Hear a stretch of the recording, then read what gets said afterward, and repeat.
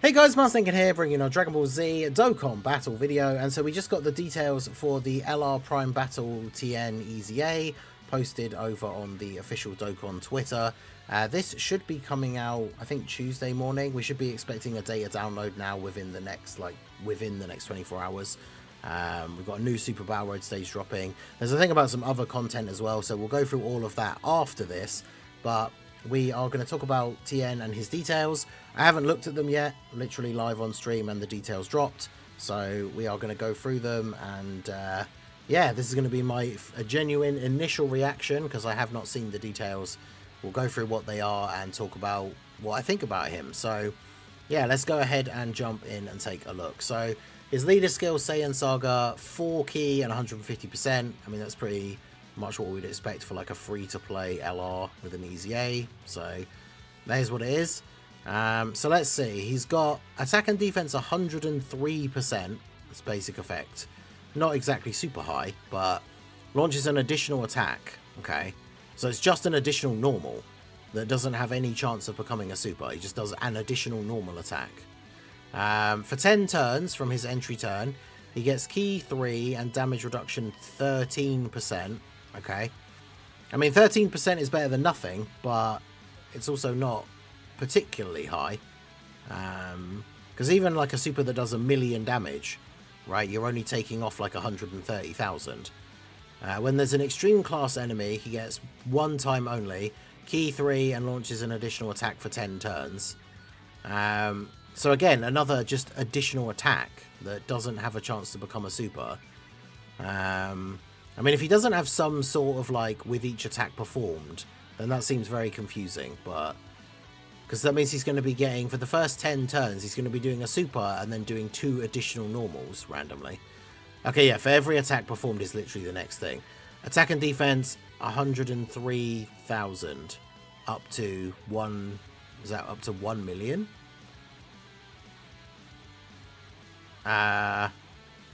Interesting. Flat numbers in a Prime Battle EZA passive. I know the big thing about Prime Battle LRs was that they had these flat numbers in their passive, and then usually once they EZA'd, they sort of fixed that issue. Yeah, that's weird. So like, I guess, so on turn 1, it means he's going to get the super and 2 guaranteed normal additionals at least. So then he's going to be doing, his defense is going to go up by like 300k, plus whatever his super attack effect is, but that's odd. When attacking with 12 or more key, he has a high chance to crit. When attacking with 18 or more key, he has an extra attack and defense 103% and an extra 20% chance to crit, so he'd have 70% chance to crit when you're at 18 or more key. When activating the active skill or when attacking with 24 key, you get an extra 103% attack and another 30% chance to crit. So 24 key, he has guaranteed crits, as well as some extra attack, which is cool. And then when HP is 50% or more, key plus 3 launches an additional super attack. When HP is 50% or less, key plus 10. So I guess that means on turn 1 against an extreme class enemy, turn 1 you're going to obviously be at 50% or more HP. So he's going to do an 18 key super, he's going to do a guaranteed additional 12 key super, and he's going to do 2 guaranteed additional normals. Then you have the chance for the hidden potential. So that means he's going to get 400k extra attack and defense from doing the 4 attacks. He gets a bunch of extra attack from having a certain amount of key. I mean, it's one of those things where, like, as a free-to-play unit, just reading it, it doesn't sound completely terrible, but it doesn't sound that good. Like, 13% damage reduction isn't a huge amount. And the thing is, like, what's his start of turn defense? Because if he's only getting, like, 400k, he's got 13% damage reduction, which isn't a lot. And then his super attack effect, so the 12 key super is raise attack and defense for 1 turn. Cause colossal damage to the enemy, greatly lowers attack. And then the 18 key is raise attack by 103% for 1 turn, mega colossal damage, and sacrifice 5% HP. So he sacrifices HP on super, which is a little bit annoying. He does get another 103% attack and it's on super. So I mean, all of those buffs, especially if you're getting 24 key, he should hit relatively hard, I think, with his 18 key super. But then yeah, the additional 12 key is the only one that will then raise defense. So you got to hope for the hidden potential additional again if you want more defense raising. The greatly lowering attack is, I guess, useful for events where that is still possible, but man, I don't know. He seems like he could be okay at best, but when it comes to like the most difficult like post-anniversary power creep, like end-game content, I can't really see him being that great, which is a bit disappointing. Yeah, like the 13% damage reduction really isn't going to count for much. Like, after he's attacked, I think his defense could be relatively high, and with that little bit of damage reduction, that means he should be tanking normal attacks from most bosses, so I think that's cool. But yeah, other than that, it doesn't really seem that crazy. His active skill is a big damage attack to the enemy, and he does get extra defense for the turn, and he is getting the extra attack and extra crit chance like on that turn. But yeah, I don't know. He doesn't seem particularly great. He's a free-to-play unit at the end of the day, but like, free-to-play LR Bardock is probably better than this guy, and he doesn't even have his EZA yet. So just because it's an older unit, just because it's a Prime Battle LR, if he's getting an EZA now, like, we should be able to look at this guy and be like, okay, yeah, he's better than AGL Bardock, but I don't feel like he is, as just an initial reaction. I mean, I could be wrong, but obviously let me know what you guys think down below in the comment section. He definitely doesn't seem like anything particularly special to me, which is a little bit unfortunate, but I mean, I guess he could be useful for the, well, I was going to say million resets thing, but the final is World Tournament, which I don't think he's even on, is he? Do they show all of his categories on one of these screenshots? They don't, do they? No. Alright, well, there you go. Prime Battle Tien. It seems a little bit disappointing, unfortunately. But, I mean, are we really surprised when it comes to free-to-play? Someone in chat says he has 890k defense post-attacking on turn 1. Was that with the 4 attacks? With the, what, 18 key super, guaranteed additional 12 key if you're getting 24 key, then 2 additional normals. Because he's at least getting the 30% defense raise on the 12 key super.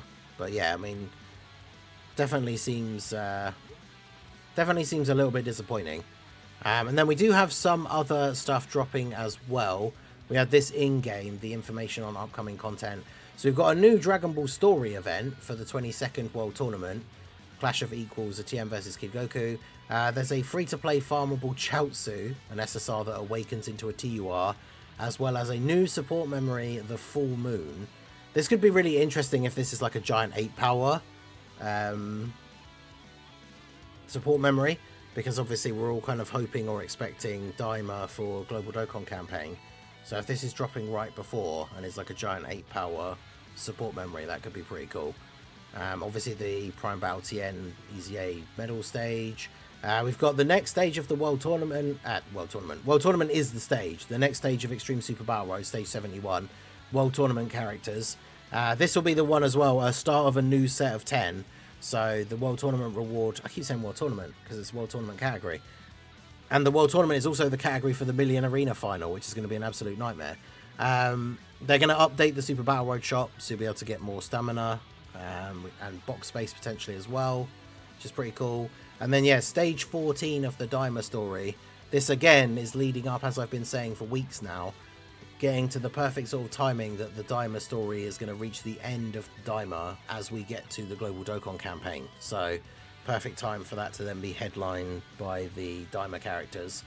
And yeah, Super Saiyan 4, Daima Goku, and then yeah, this potentially being a great 8-power support memory would be pretty good. So, well, yeah, so let me know what you guys think. A couple of things incoming. I think the Super Battle Road stage is supposedly out tomorrow, although that might be PST, so it might actually still be Tuesday morning for me.